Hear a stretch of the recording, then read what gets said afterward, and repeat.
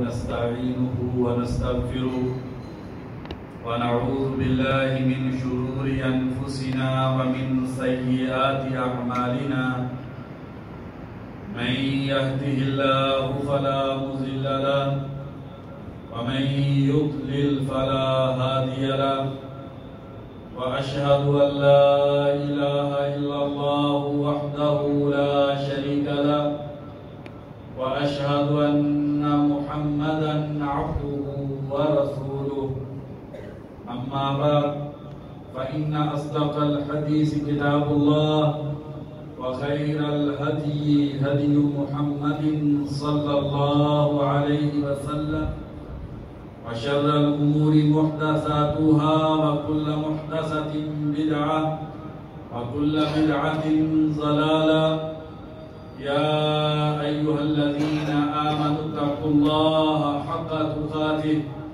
ولا تموتن إلا وأنتم مسلمون يا أيها الناس اتقوا ربكم الذي خلقكم من نفس واحدة وخلق منها زوجها وبث منهما رجالا كثيرا ونساء واتقوا الله الذي تساءلون به والأرحام إن الله كان عليكم رقيبا يا أيها الذين آمنوا اتقوا الله وقولوا قولا سديدا يصلح لكم أعمالكم ويغفر لكم ذنوبكم ومن يطع الله ورسوله فقد فاز فوزا عظيما أما بعد أعوذ بالله من الشيطان الرجيم بسم الله الرحمن الرحيم سبح اسم ربك الأعلى الذي خلق فسوى والذي قدر فهدى والذي أخرج المرعى ہر قسم کی حمد و ثنا اللہ وحدہ لا شریک کے لیے کہ جس ذات باری تعالیٰ نے ہماری ہدایت اور رہنمائی کے لیے قرآن مجید جیسی عظیم کتاب نازل فرمائی انگنت لا تعداد درود و سلام ہو نبی اکرم صلی اللہ علیہ وسلم کی ذات اقدس پہ جن کے بارے میں میری اور آپ کی پیاری ماں سیداتنا عائشہ رضی اللہ عنہ فرماتی ہیں کہ آپ کا خلق وہ قرآن تھا آپ صلی اللہ علیہ وسلم کی زندگی قرآن مجید کی عملی تفسیر تھی کروڑوں رحمتیں ہوں صحابہ کرام پر تابعین اعظام پر محدثین کرام پر جو ہر دور میں لوگوں کو اللہ کی عظیم کتاب قرآن مجید کے ساتھ جوڑتے رہے پیارے ایمان والے بھائیوں اللہ تبارک و تعالیٰ مجھ سے اور آپ سے راضی ہو جائیں اور اللہ تبارک و تعالیٰ دنیا اور آخرت کی سعادتیں اور برکتیں عطا فرما دیں دنیا اور آخرت کی کامیابی اور کامرانی سے ہمیں سرفراز کر دیں سورۃ الاعلیٰ یہ ہر جمعے کے دن جمعے کی نماز کے اندر یہ سورت تلاوت کی جاتی ہے سیدنا نعمان بن بشیر رضی اللہ عنہ بیان کرتے ہیں مسلم شریف کی حدیث ہے کان رسول اللہ صلی اللہ علیہ وسلم یقرأ فی العیدین والجمعۃ بسبح اسم ربک الاعلی وهل اتاک حدیث الغاشیہ کہ نبی اکرم صلی اللہ علیہ وسلم دونوں عیدوں میں عید الفطر میں بھی اور عید الاضحیٰ میں بھی اور جمعے کی نماز میں آپ صلی اللہ علیہ وسلم سبح اسم ربک الاعلی اس سورت کو اور حل اتاک حدیث الغاشیہ اس سورت کو تلاوت کیا کرتے تھے پیارے بھائیوں اس سے پتہ چلتا ہے کہ یہ دونوں صورتیں بڑی عظیم صورتیں ہیں کہ نبی اکرم صلی اللہ علیہ وسلم نے عیدین کی نماز میں اور جمعے کی نماز میں خصوصی طور پر ان سورتوں کو پڑھنے کا اہتمام کیا ہے۔ اسی طریقے سے سیدنا عبی بن کعب رضی اللہ عنہ بیان کرتے ہیں، ابو داؤد شریف کی حدیث ہے، کان یوتر بسبح اسم ربک الاعلی، آپ صلی اللہ علیہ وسلم اپنے وطروں میں سبح اسم ربک الاعلی اس سورت کو پڑھا کرتے تھے۔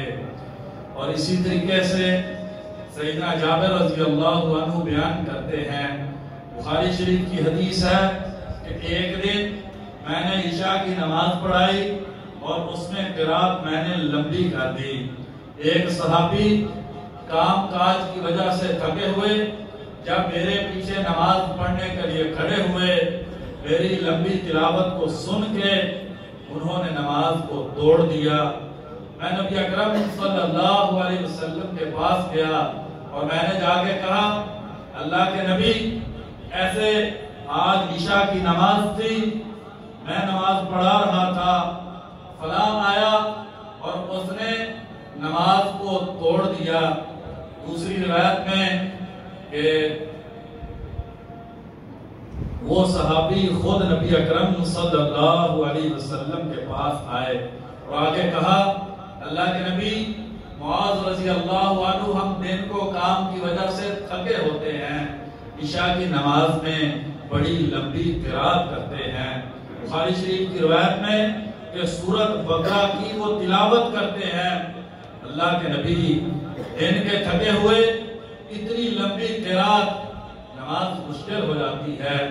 آپ صلی اللہ علیہ وسلم نے معاذ بن جبل رضی اللہ عنہ کو بلایا اور آگے کہا، افتان یا معاذ، اے معاذ، کیا تم لوگوں کو فتنے میں مبتلا کرنا چاہتے ہو؟ این انت من سبح اسم ربک الاعلی، معاذ تم سبح اسم ربک الاعلی سے کہاں پر ہو؟ جب عشاء کی نماز پڑھایا کرو تو اس میں سبح اسم ربک الاعلی والضحیٰ، آپ صلی اللہ علیہ وسلم نے 3-4 سورتوں کی رہنمائی کی۔ ان میں سے ایک سورت جس کی نبی اکرم صلی اللہ علیہ وسلم نے سیدنا معاذ بن جبل رضی اللہ عنہ کو تلقین کی، وہ سبح اسم ربک الاعلی ہے۔ تو بھائیو، ان حدیث سے پتہ چلتا ہے کہ سارا قرآن ہی عظیم ہے، اس میں سے یہ سورت الاعلی جو جمعے کی نماز میں پڑھی اور سنی جاتی ہے، یہ بڑی عظیم سورت ہے۔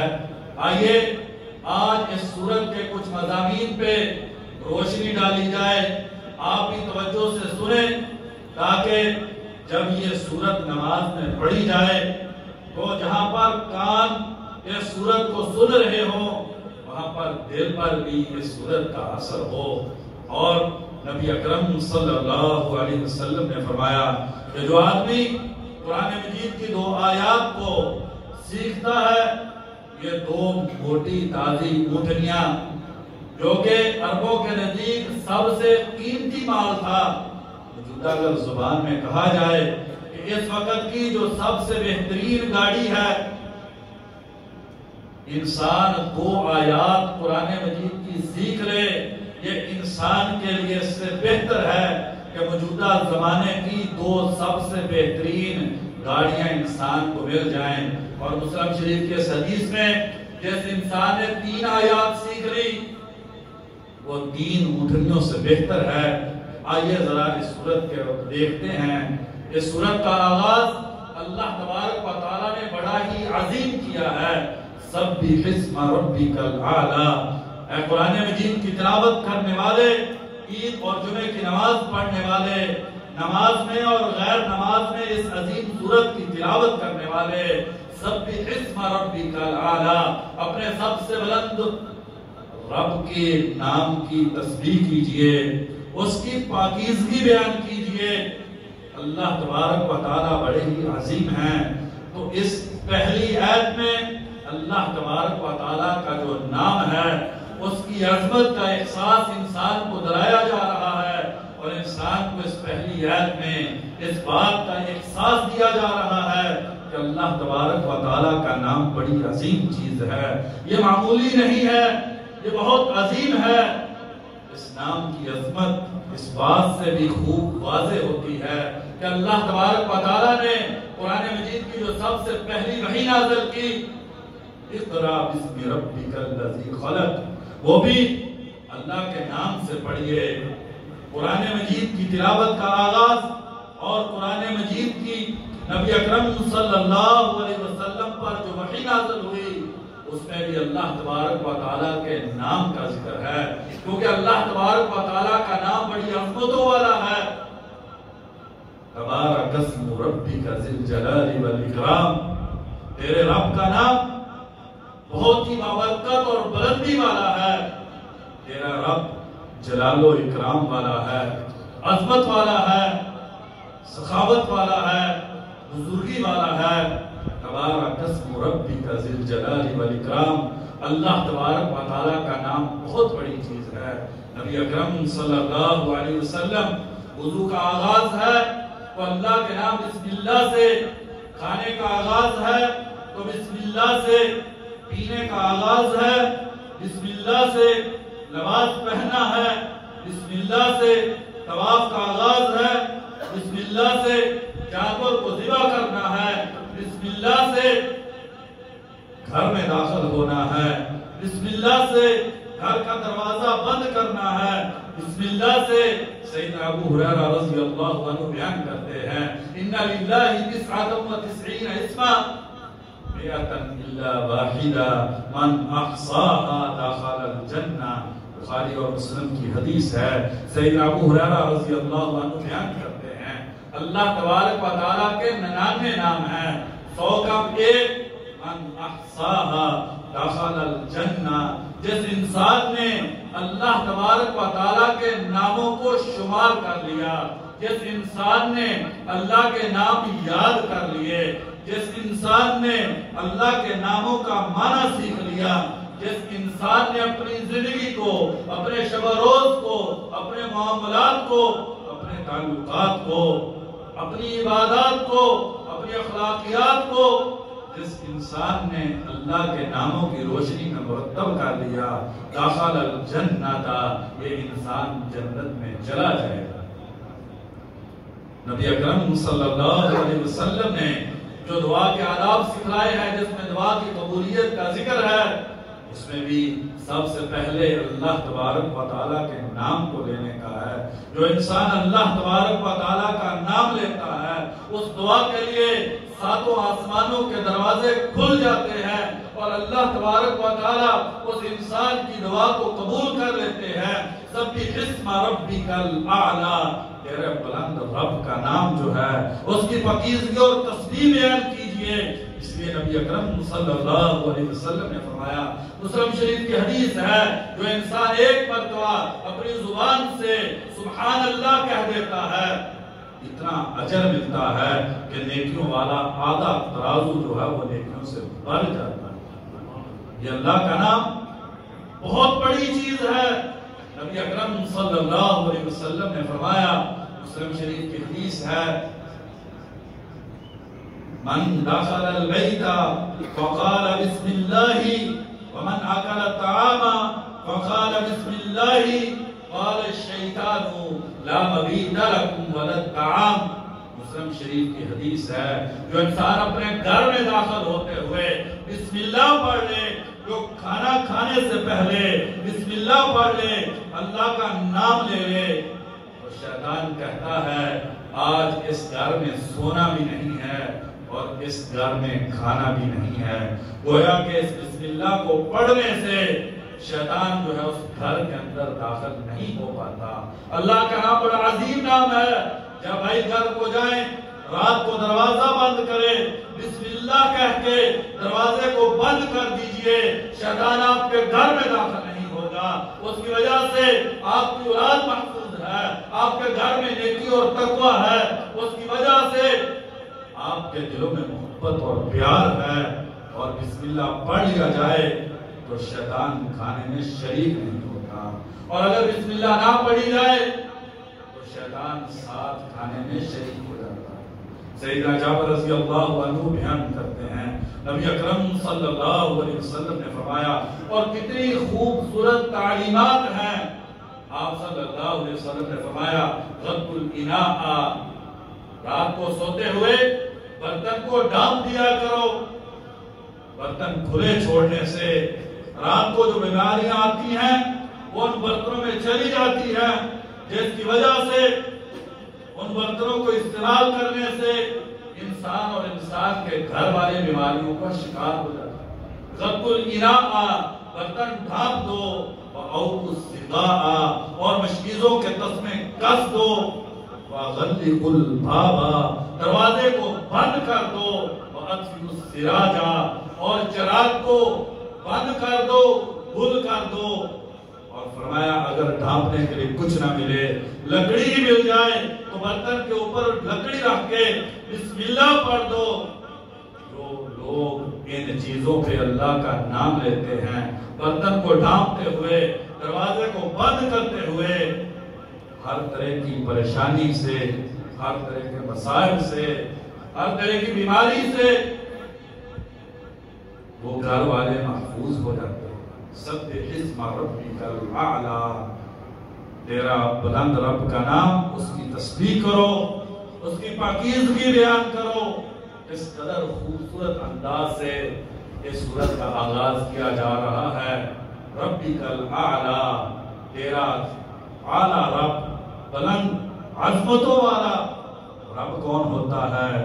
جو خالق ہو، جو پیدا کرنے والا، جس نے مجھ کو اور آپ کو پیدا کیا، میری اور آپ کی آنکھوں کو، الغرض ہمارے وجود کے ایک ایک عضو کو پیدا کیا، اس آسمان اور زمین کو، یہ ٹھاٹے مارتے ہوئے سمندر کو، یہ لہلہاتے ہوئے کھیتوں کو، یہ پھولوں کی رنگینی کو، یہ پھلوں کی چاشنی کو، یہ پھولوں جیسی اولاد کی نعمت کو۔ الذی خلق فسوی، وہ ذات جس نے پیدا کیا اور بہترین انداز میں پیدا کیا۔ دیکھیے کس خوبصورت انداز میں اللہ تبارک و تعالیٰ نے مجھ کو اور آپ کو وجود دیا ہے۔ اپنے ذرا بچوں کو دیکھیے کس خوبصورتی کے ساتھ ہیرے اور موتیوں جیسے پھولوں کی خوشبو والے اللہ تبارک و تعالیٰ نے یہ اولاد جو ہے اس کو پیدا کیا۔ رب وہ ہوتا ہے جو پیدا کرنے والا، خالق ہے، مالک ہے، جس کے پاس نفع اور نقصان ہے۔ مجھ کو اور آپ کو جو ملتا ہے اس کی عطا اور دین ہے۔ رازق ہے جس نے دنیا کی ہر نعمت مجھ کو اور آپ کو عطا کی ہے۔ رزق، اس میں مال بھی ہے، اس میں کھانا بھی ہے، اس میں لباس بھی ہے، اس میں علم بھی ہے۔ دنیا جہان کی جتنی بھی نعمتیں ہیں وہ ساری رزق میں آ جاتی ہیں۔ رب وہ ہے جو رازق ہے، مدبر ہے۔ اس کائنات کے اندر جو کچھ ہوتا ہے اس کے حکم سے ہوتا ہے۔ بارش کا قطرہ اس کی اجازت سے نازل ہوتا ہے، ہوائیں چلتی ہیں اس کی اجازت سے چلتی ہے۔ اس کائنات کے اندر جو کچھ بھی ہوتا ہے اس کے اذن اور حکم سے ہوتا ہے۔ بیج میں اور آپ ڈالتے ہیں لیکن اس سے انگوری اور کھیتی اس اللہ کے حکم سے پیدا ہوتی ہے۔ دکان پہ میں اور آپ بیٹھتے ہیں جا کر، لیکن اللہ تبارک و تعالیٰ اس سے رزق جو ہے وہ اللہ تبارک و تعالیٰ عطا کرتے ہیں۔ سبح اسم ربک الاعلی، اپنے اعلیٰ رب کے نام کی تسبیح کیا کرو، اس کا ذکر کیا کرو، اس کی حمد و ثنا کیا کرو، اس کی پاکیزگی اور عظمت کو بیان کیا کرو، اس کی بڑائی کو اپنے دل میں بٹھا کے اپنی زندگی کے شب و روز کو گزارا کرو۔ اگر انسان سبح اسم ربک الاعلی کو سمجھ کے اپنی زندگی کی روش کو بدل لے، اپنے کردار اور اخلاق کو تبدیل کر لے، تو یہ انسان کی کامیابی کے لیے بہت بڑی چیز ہے۔ وہ اللہ الذی خلق فسوی، جس نے پیدا کیا اور خوبصورت پیدا کیا۔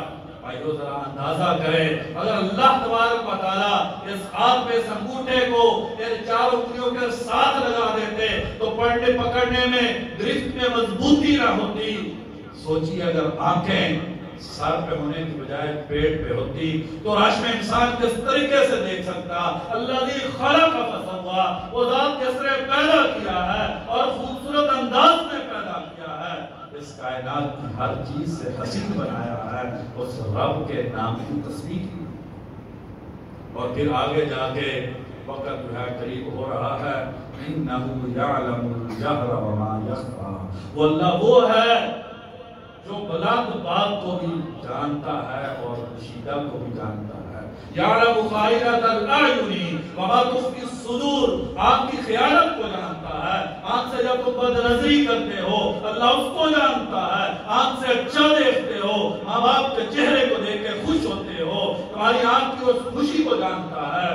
گناہ کرتے ہوئے جو آنکھ کی خیانت ہے اس خیانت کو جانتا ہے. یعلم خائنۃ الاعین وما تخفی الصدور، دل کے خیالات کو جانتا ہے، جذبات کی پاکیزگی کو جانتا ہے. خیالات کے اندر اگر گندگی اور برائی ہے اور خیالات کی برائی کو بھی جانتا ہے. علیم بذات الصدور ہے، دل کے کھٹکے اور خیال کو جانتا ہے. یعلم ما یلج فی الارض وما یخرج منها وما ینزل من السماء وما یعرج فیہا، وہ جانتا ہے جو زمین میں جاتا ہے. پانی کا قطرہ زمین میں جائے تو اس اللہ کے علم میں ہے. دانا زمین میں جائے اس کے علم میں ہے. وما یخرج منها، زمین سے جو نکلتا ہے اللہ اس کو جانتے ہیں. کتنی انگوریاں نکلی ہیں، کتنی کونپریں نکلی ہیں اس زمین کے اندر، کتنے درخت ٹوٹتے ہیں، کتنی جو ہے معدنیات نکلتی ہیں، پانی کیسے نکلتا ہے. وما ينزل من السماء، جو آسمان سے نازل ہوتا ہے میرا رب اس کو بھی جانتا ہے. بارش کے قطرات کی تعداد کو جانتا ہے، وحی کے کلمات کی تعداد کو جانتا ہے، روشنیاں جو آسمانوں سے نازل ہوتی ہے. وما يعرج فيها، اور جو چیزیں آسمان میں چڑھتی ہیں اللہ تبارک و تعالی سب کو جانتا ہے. یعلم ما فی البر والبحر، جو خشکی میں ہے اللہ اس کو جانتا ہے، جو سمندر میں ہے اللہ اس کو جانتا ہے. وما تسقط من ورقۃ الا یعلمها، جو پتا درخت سے ٹوٹ کے زمین پہ گرتا ہے میرا رب اس کو جانتا ہے. دل کے خیالات کو جانتا ہے، قوم کی چاپ کو جانتا ہے. سیاہ رات کی تاریکی میں سیاہ پتھر پہ چلنے والی سیاہ چیونٹی کی حرکت کو جانتا ہے. زیر آب پانی کی تہ میں مچھلی کی حرکت کو جانتا ہے. زمین کے نیچے دفن شدہ خزانوں کو جانتا ہے. تو بھائی میری اور آپ کی جو محفل ہے کیا اس کو نہیں جانتا؟ انہو یعلم الجہر وما یخفی، جو ہم اونچا بولتے ہیں وہ اس کو بھی جانتا ہے، جو چھپا کے بولتے ہیں کرتے ہیں اللہ اس کو بھی جانتا ہے. یہ صورت کے اندر انسان کے دل میں اللہ تبارک و تعالیٰ کے علم کے حوالے سے انسان کو احساس کرایا جاتا ہے کہ بندے تو اس زندگی میں بے مہار نہیں ہے، جیسے چاہے وہ اپنی زندگی نہیں گزار سکتا. تیری پوری نگرانی ہو رہی ہے، چیک اینڈ بیلنس کا نظام ہے. بیوی کی نئے ساتھ بیٹھ کے جو بات کرتے ہو وہ جانتا ہے. گھر کی تنہائی میں ہاتھ میں موبائل لے کے تاریکی میں جو کرتے اس کو جانتا ہے. دوستوں کی محفل میں بیٹھ کے جو باتیں کرتے اس کو جانتا ہے.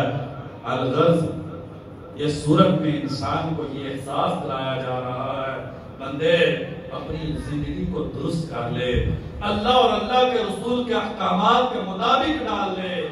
کیونکہ انسان جو کچھ بھی کرتا ہے وہ اللہ تبارک و تعالیٰ کے علم میں، بلکہ اللہ تبارک و تعالیٰ قرآن مجید میں فرماتے ہیں یہ سرسوں کا دانہ فَتَكُنْ فِي صَخْرَةٍ، اسے چٹان کھود کے اس کے اندر رکھ دیا جائے. آسمان کی بلندیوں میں اس رائی کو اور سرسوں کے دانے کو لے جایا جائے، زمین کی پنہائیوں اور گہرائیوں میں اتر کے سرسوں کے اس دانے کو دبا دیا جائے. اتنا بھی عمل ہوگا یأتی بہ اللہ، اللہ تبارک و تعالیٰ کل قیامت کے دن لے آئیں گے. ہر انسان کا ہر عمل جو ہے وہ کل قیامت کے دن انسان کے سامنے رکھ دیا جائے گا. جب انسان اپنی کتاب میں لکھے ہوئے اپنے شب و روز کے معمولات، اپنی زندگی کے ہر لمحے کا ریکارڈ دیکھے گا تو کہے گا مالی ھذا الکتاب لا یغادر صغیرۃ ولا کبیرۃ الا احصاها. کیا ہو گیا اس کتاب کو، کیا ہو گیا اس رجسٹر کو جس کو اللہ احکم الحاکمین نے تیار کروایا ہے. نہ کوئی بڑی چیز رہی ہے نہ کوئی چھوٹی چیز رہی ہے. ہر لمحے کا پورا ریکارڈ جو ہے وہ اللہ کے علم میں ہے.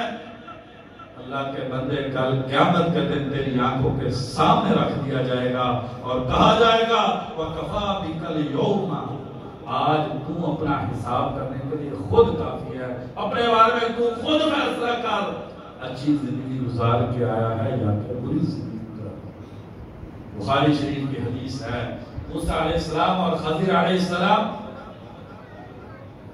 دونوں سفر پر ہیں، کشتی کے کنارے پہ ایک چڑیا آ کر بیٹھی اور اس چڑیا نے پانی کے اندر اپنی سمندر میں چونچ کو ڈالا اور چونچ کو باہر نکالا۔ خضر علیہ السلام نے موسیٰ علیہ السلام کو مخاطب کر کے فرمایا، موسیٰ میرے اور تیرے علم کی حیثیت اللہ کے علم کے مقابلے میں اتنی بھی نہیں ہے جتنی کہ اس چڑیا کی چونچ میں پانی کی سمندر سے نسبت ہے۔ جس قدر سمندر میں پانی کی گہرائی ہے، وسعت ہے، میرے اور تیرے علم کی حیثیت اتنی بھی نہیں ہے جتنی کہ اس چڑیا نے پانی کو لیا۔ اور بھائیو، میں اور آپ اللہ کے علم سے ہم غافل ہو گئے۔ امام ابن القیم رحمہ اللہ کہتے ہیں کہ لوگ اتنے بے پرواہ ہو گئے، اس قدر اللہ تبارک و تعالیٰ سے دور ہو گئے کہ یہ جتنا والدین اور استاد کی شرم و حیا کرتے ہیں اتنی اللہ تبارک و تعالیٰ کی بھی شرم و حیا نہیں کرتے۔ اگر والدین ساتھ ہو انسان گناہ نہیں کرتا، اپنے آپ کو روک کے رکھتا ہے، اپنے آپ کو سیدھی روش پہ رکھتا ہے۔ اگر استاد ساتھ ہو شاگرد گناہ نہیں کرتے۔ لوگوں کو کیا ہو گیا ہے، کس ڈگر پہ چل پڑے ہیں کہ یہ اللہ تبارک و تعالیٰ کو والدین جتنا مقام بھی نہیں دیتے، اور اللہ کے دیکھنے، اللہ کے سننے اور جاننے کے باوجود یہ لوگ جو ہیں وہ گناہ کرتے ہیں۔ اور یہ آیت الکرسی جو قرآن مجید کی سب سے عظیم صورت ہے، اس میں جو بنیادی پیغامات دیے گئے ہیں اس میں ایک پیغام اللہ تبارک و تعالیٰ کے علم کا ہے۔ چیز کے ہونے سے پہلے اللہ کے علم میں ہوتا ہے، جب چیز وجود میں آتی ہے تب بھی اللہ کے علم میں ہے، وجود میں آنے کے بعد فنا ہو جاتی ہے تب بھی اللہ کے علم میں ہے۔ بلکہ شیخ الاسلام ابن تیمیہ رحمہ اللہ فرماتے ہیں جو کچھ نہیں ہوا اگر ہوتا تو کیسے ہوتا یہ بھی اللہ کے علم میں ہے۔ اور جو انسان اللہ کے علم سے غافل ہو گیا، جس انسان کے دل میں اللہ کے علم کے حوالے سے بے خوفی پیدا ہو گئی، یہ انسان تباہ و برباد ہو گیا۔ اور جس انسان نے اپنے آپ کو اللہ تبارک و تعالیٰ کے علم میں رکھا، اس کو یقین ہے کہ اللہ تبارک و تعالیٰ کے علم میں میری ہر حرکت ہے، میری آنکھ کی جھپک، میرے دل کی دھڑکن، میرے خیالات، میری سوچیں، میرے افکار، میری زبان کے بول، تاریکی میں اجالے میں، سب اللہ تبارک و تعالیٰ کے علم میں ہیں۔ اس انسان کی زندگی بن گئی، اور بقول اقبال غلامی سے بدتر ہے بے یقینی۔ اگر انسان کے دل میں یقین نہ ہو، انسان لا الہ الا اللہ پڑھتا ہے لیکن اللہ کے علم پہ انسان کو یقین نہیں ہے، یہ غلامی سے بدتر زندگی ہے، کیونکہ یقین کے بغیر کچھ حاصل نہیں ہوتا۔ اور پھر آگے فذکر ان نفعت الذکری، نصیحت کیجئے، یقیناً نصیحت فائدہ دیتی ہے، نصیحت کیجئے، نصیحت سے فائدہ ہوتا ہے۔ سیذکر من یخشی، نصیحت کا فائدہ کس کو ہوتا ہے؟ اس کو جس کے دل میں اللہ تبارک و تعالیٰ کا ڈر ہے۔ جس دل میں اللہ تبارک و تعالیٰ کا ڈر ہے تو نصیحت اس کو فائدہ دیتی ہے، اس کی زندگی بدل جاتی ہے۔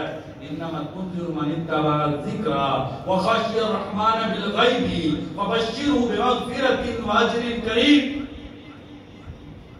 آپ صرف اس کو ڈرا سکتے ہیں جس نے نصیحت سنی اور اس پر عمل کر لیا، وخشی الرحمن بالغیب، اور تنہائی میں اللہ تبارک و تعالیٰ سے ڈر گیا، فبشرہ بمغفرۃ واجر کریم۔ ایسے عظیم انسان کو اللہ کی بخشش اور اجر عظیم کی خوشخبری دے دیجئے۔ اللہ کا ذکر سن کے، نصیحت سن کے جس انسان کے دل پہ اثر ہو گیا، اسے مغفرت اور اجر کریم کی آپ خوشخبری دے دیجئے، اس کی دنیا کی زندگی سعادت والی، رحمت اور برکت والی، اور اس کی آخرت سرخروئی اور کامیابی والی۔ اور اس کے مد مقابل اللہ تبارک و تعالیٰ فرماتے ہیں وَيَتَجَنَّبُهَا الْأَشْقَى، بدبخت وہ نصیحت سن کے پہلو تہی کر لیتا ہے، سنی نہ سنی، سنی کو ان سنی کر دیتا ہے، نصیحت سنتا ہے لیکن اس کے دل پہ اثر نہیں ہوتا۔ وَيَتَجَنَّبُهَا الْأَشْقَى، سب سے بڑا بد نصیب وہ ہے کہ جو نصیحت سنتا ہے اور اس پہ نصیحت کا اثر نہیں۔ اللہ اور اللہ کے رسول کی بات سنی لیکن اس سے پہلو تہی کر لی، اس سے زندگی میں کوئی تبدیلی نہ آئی۔ الاشقى، یہ کائنات کا سب سے بد نصیب اور بدبخت انسان ہے۔ الذی یصلی النار الکبریٰ، کیونکہ یہ کائنات کا سب سے بد نصیب انسان ہے، لہذا سب سے بڑی آگ میں نعوذ باللہ ڈال کر اس کو جلایا جائے گا۔ اللہ تبارک و تعالیٰ مجھ کو اور آپ کو جہنم کی آگ سے محفوظ کر۔ جس نے اللہ تبارک و تعالیٰ کی طرف سے آئی ہوئی نصیحت کو سنا لیکن اس نصیحت نے اس کو فائدہ نہ دیا تو یہ بہت بڑی آگ کے اندر اسے جلایا جائے گا۔ بھائیو، نصیحت کی قبولیت کے لیے کسی عمر کی ضرورت نہیں ہے۔ یہ نہیں کہ اس دین اسلام کو قبول کرنے کے لیے، اس نصیحت کو ماننے کے لیے انسان 18-20 سال کا ہونا چاہیے۔ نبی اکرم صلی اللہ علیہ وسلم ایک یہودی کا چھوٹا سا بچہ ہے، بیمار ہے، تیمارداری کے لیے گئے ہیں اور جا کے اس بچے کو کہتے ہیں بچے لا الہ الا اللہ پڑھ لو، جنت کے اندر چلے جاؤ گے۔ اس بچے نے اپنے باپ کو دیکھا، باپ نے سر سے اشارہ کیا اور کہا اطیع ابا القاسم، ابو القاسم نبی اکرم صلی اللہ علیہ وسلم کی بات کو مان لو۔ اس بچے نے دین اسلام کی نصیحت کو قبول کر لیا اور وہ جنت کے اندر چلا گیا۔ نصیحت کو قبول کرنے کے لیے بھائیو کسی عمر کی ضرورت نہیں ہے، بچپن میں ہے تو بھی، جوانی میں ہے تو بھی، لڑکپن ہو، بدیڑ عمری ہو، اس دین کو قبول کرنے کے لیے کسی عمر کی ضرورت نہیں ہے۔ بڑی بد نصیبی ہے مسلمان کی، پوری دنیا میں عیسائیت کی تبلیغ، اور اگر آپ اس کے بارے میں کچھ رپورٹیں پڑھیں تو سب سے بڑے ملک جو مسلمانوں کے انڈونیشیا اور ملیشیا، انڈونیشیا کے 200 جزیرے جو ہیں وہ عیسائی ہو گئے ہیں۔ اس پہ کسی قسم کی کوئی جبر کے حوالے سے، اس کی قبولیت کے حوالے سے کوئی بات نہیں ہے، لیکن اسلام کو قبول کرنے کے لیے بہت بڑی شرائط کی ضرورت ہے۔ اللہ تبارک و تعالیٰ فرماتے ہیں جو متقی ہے، جس انسان کے دل میں اللہ کا ڈر ہے، اسے نصیحت فائدہ دیتی ہے، اور بدبخت کو جو ہے وہ نصیحت فائدہ نہیں دیتی۔ قد افلح من تزکا، جس انسان نے اپنے آپ کو پاکیزہ کر لیا وہ کامیاب ہو گیا۔ جس نے اپنے آپ کا تزکیہ کر لیا، اپنی آنکھ کا تزکیہ کر لیا، آنکھ شرم و حیا والی بنا لی، جس نے اپنے کانوں کا تزکیہ کر لیا، اپنے کانوں سے حلال سننے کا اپنے آپ کو عادی بنا لیا، حرام ان کانوں میں داخل نہ ہونے دیا، جس انسان نے اپنے دل کا تزکیہ اور تطہیر کر لی، اپنے دل کو پاکیزہ کر لیا، اس دل میں پاکیزہ خیالات آتے ہیں، برے خیالات جو ہم اس دل میں نہیں آتے۔ جس نے اپنے ہاتھوں کو پاکیزہ کر لیا، ان ہاتھوں سے حرام پکڑتا ہے، حرام نہیں پکڑتا۔ جس نے اپنے پاؤں کو پاکیزہ کر لیا، اس کے پاؤں حلال کی طرف جاتے ہیں، حرام کی طرف نہیں جاتے ہیں۔ قد افلح من تزکا، جس نے اپنے آپ کو پاک کر لیا، پاکیزہ کر لیا، اپنی تطہیر کر لی، اپنے اخلاق کو سنوار لیا، یقیناً وہ کامیاب ہو گیا۔ اس دنیا میں بھی وہی کامیاب ہے جس انسان نے اپنا تزکیہ کر لیا، اپنے دل کو حسد، کینے، بغض، نفرت سے پاک کر لیا، مسلمانوں کے بارے میں اپنے دل کو اچھے جذبات سے سنوار لیا، صبر، توکل اور یقین والی زندگی اس نے گزار لی۔ اور دوسرا معنی علماء نے کیا ہے کہ جس نے اپنا مال اللہ کے راستے میں خرچ کر کے اپنے مال کو پاک کر لیا، وَذَكَرَ اسْمَ رَبِّهِ فَصَلَّى، اپنے رب کے نام کا ذکر کرتا ہے۔ صبح کا آغاز آنکھ کھلتی ہے، الحمدللہ الذی احیانی بعد ما اماتنی وإلیہ النشور۔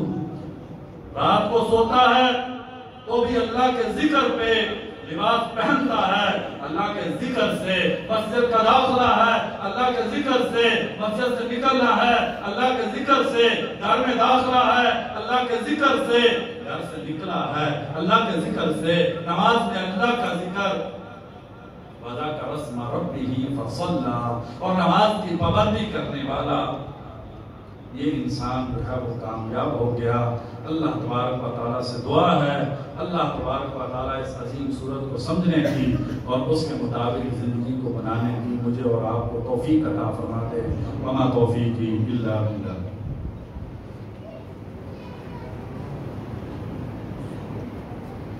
ان الحمد للہ نحمده ونستعینه ونستغفره والصلاة والسلام علی رسول اللہ اما بعد۔ پیارے ایمان والے بھائیوں، اس سورت کا آخری پیغام بل تؤثرون الحیات الدنیا، تم دنیا کی زندگی کو ترجیح دیتے ہو، والآخرۃ خیر وابقی، حالانکہ آخرت بہتر بھی ہے اور باقی رہنے والی بھی ہے۔ تم اس دنیا کی رنگینی میں کھو کے اپنی آخرت کو ضائع کر دیتے ہو، تم اس دنیا کی لذتوں سے آشنا ہو کے آخرت کا خوف اپنے دل سے نکال بیٹھتے ہو، تم اس دنیا کے منافع کے پیچھے لگ کے اپنی قبر کی زندگی کو بھول جاتے ہو۔ ایسا نہ کرو، کیونکہ آخرت بہت بہتر ہے، آخرت باقی رہنے والی بھی ہے۔ اس لیے جس نے اپنی آخرت کو بچانے کے لیے دنیا قربان کر دی وہ کامیاب ہو گیا، اور جس نے اپنی دنیا کو بچانے کے لیے اپنی آخرت قربان کر دی یہ ناکام و نامراد ہو گیا۔ یہ تھوڑی سی زندگی ہے، یہ چند سانسیں ہیں، یہ سانسوں کا رشتہ ٹوٹ جانے والا ہے، پھر قبر ہے، پھر قبر کے سوالات ہیں، پھر محشر کا میدان ہے، اور وہاں پہ اللہ کے سامنے پیشی ہے، پھر اعمال کا تول ہے، پھر وہاں پر جو ہے وہ انسان کی زندگی کا سارا ریکارڈ جو ہے وہ اس کے سامنے رکھا جانا ہے، پھر جنت اور جہنم ہے، پھر پل صراط کے معاملات ہے، والآخرۃ خیر وابقی، آخرت بہت بہتر ہے، آخرت بہت باقی رہنے والی ہے۔ اس لیے آخرت کی فکر کیجئے، دنیا میں اتنے مغن نہ ہو جائیے کہ آخرت کا ڈر اور خوف دل سے نکل جائے۔ حسن بصری رحمہ اللہ فرماتے ہیں من افرط فی حب الدنیا ذهب خوف الآخرۃ من قلبہ، جو انسان دنیا کی محبت میں بہت آگے چلا جاتا ہے آخرت کا ڈر اور خوف اس انسان کے دل سے نکل جاتا ہے۔ میرے اور آپ کے دل پہ اثر کیوں نہیں ہوتا؟ کیونکہ ہم دنیا کی محبت میں بہت آگے چلے گئے ہیں۔ دوسرا ہمارے سلف کا قول ہے جس نے دنیا بنا لی اضر بالآخرہ، اس نے اپنی آخرت کا نقصان کر لیا۔ دنیا بقدر ضرورت، وہ دنیا انسان کے لیے خیر اور برکت ہے جو انسان کو اللہ سے دور نہیں کرتی، اور وہ دنیا انسان کے لیے تباہی و بربادی ہے جو انسان کو اللہ سے، مسجد سے، قرآن سے، نبی سے دور لے جائے۔ بل تؤثرون الحیات الدنیا، یہ سارا اللہ تبارک و تعالیٰ نے سورت کے اندر کامیابی کا راستہ بھی بتلا دیا اور ناکامی کا طریقہ بھی بتلا دیا، کامیاب کون ہے وہ بھی بتلا دیا، اور آگ میں جانے والے کون ہیں وہ بھی بتلا دیا۔ پھر اللہ تبارک و تعالیٰ کہتے ہیں کہ سب جاننے کے باوجود تم دنیا کی زندگی کو ترجیح دیتے ہو اور آخرت کو چھوڑ بیٹھتے ہو، حالانکہ آخرت بہت بہتر ہے۔ اللہ تبارک و تعالیٰ سے دعا ہے اللہ تبارک و تعالیٰ مجھ کو اور آخرت آپ کو اپنی آخرت کی فکر کرنے کی توفیق نصیب فرما دے۔ آج بعد از نماز عصر مسجد مدینہ اس میں اس جماعت کے مشہور مبلغ اور خطیب قاری صہیب احمد پیر محمدی ان کا درس ہے، اس طرح کے دروس میں ضرور شرکت کرنی چاہیے۔ اللہ تبارک و تعالیٰ مجھ کو اور آپ کو اپنے دین سے محبت کرنے کی توفیق نصیب فرما دے۔ ملتان میں ہمارے ایک بھائی وہ فوت ہو گئے ہیں، ان کے ایک جاننے والوں نے دعا کے لیے کہا ہے، اللہ تبارک و تعالیٰ ان کی قبر کو جنت کا باغیچہ بنا دے۔ اور ان کے گناہوں کو اور دیگر جو فوت ہو چکے ہیں اللہ تعالیٰ ان سب کے گناہوں کو معاف کر کے انہیں جنت الفردوس سے سرفراز کر دیں، قبر کی آخرت کی منزلیں اللہ تبارک و تعالیٰ آسان کر دیں۔ جو بیمار ہیں کئی بھائیوں نے ان کے لیے شفا کا کہا، دعا کا کہا، اللہ تبارک و تعالیٰ انہیں شفائے کاملہ عاجلہ نصیب فرما دیں۔ ایک بھائی ان کے کاروبار میں پریشانی ہے، اللہ تبارک و تعالیٰ ان کی اور دیگر مسلمانوں کو حلال کی وسیع روزی نصیب فرما دے۔ یا اللہ ان پیارے بھائیوں کے دلوں میں جو بھی نیک تمنائیں ہیں اپنی رحمت سے پوری فرما دے۔ یا اللہ دنیا کی اور آخرت کی سعادت اور برکتیں نصیب فرما دے۔ یا اللہ بیماریوں سے شفا نصیب فرما دے، مقروضوں کے قرضے ادا فرما دے، حلال کی وسیع روزی نصیب فرما دے۔ یا اللہ اس صورت کے مطابق ہمیں اپنی زندگی کا اپنے آپ کا تزکیہ کرنے کی توفیق نصیب فرما دے۔ یا اللہ ہمیں ان میں کر دے جن کے بارے میں تو نے فرمایا قد افلح من تزکا۔ یا اللہ ہمیں کامیاب ہونے والوں میں کر دے۔ یا اللہ جو ناکام ہونے والے ہیں ان سے بچنے کی ہمیں توفیق نصیب فرما دے۔ ربنا آتنا فی الدنیا حسنۃ وفی الآخرۃ حسنۃ وقنا عذاب النار۔ سبحان ربک رب العزۃ عما یصفون وسلام علی المرسلین والحمد للہ رب العالمین۔